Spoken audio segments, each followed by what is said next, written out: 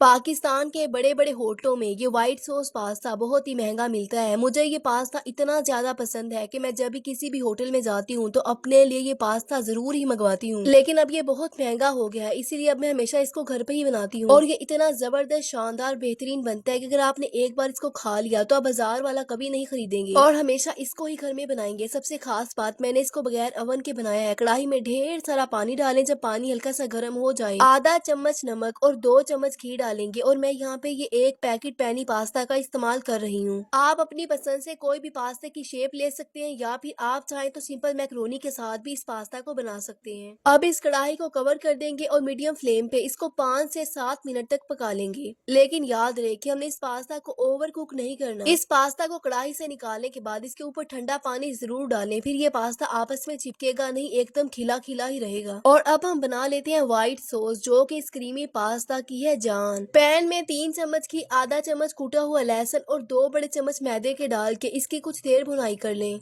इस मैदे की भुनाई करने में मुझे वैसे 3 मिनट लगे हैं। अच्छे से मैदे को पका लें ताकि मैदे का जो भी कच्चापन है वो खत्म हो जाए। फिर इसमें डाल देंगे 2 गिलास दूध। दूध कच्चा हो या पक्का इससे कोई फर्क नहीं पड़ता, वैसे मैंने यहाँ पे कच्चे दूध का इस्तेमाल किया है। फिर इसमें डाल देंगे आधा चम्मच नमक, 4 चुटकी काली मिर्च का पाउडर। आप चाहें तो इसमें ओरिगेनो पाउडर भी डाल सकते हैं। मसलसल चम्मच को हिलाते हुए इसे गाढ़ा होने तक पका लेंगे। हमने इसमें मैदे का इस्तेमाल किया है तो इसीलिए मसलसल चम्मच को हिलाएं, वरना इसमें गुठलियां बन जाएंगी। आप चाहें तो इसमें 4 बड़े चम्मच फ्रेश मिल्क क्रीम के भी डाल सकते हैं। 5 मिनट पकाने के बाद हमारी बहुत ही परफेक्ट व्हाइट सॉस है तैयार।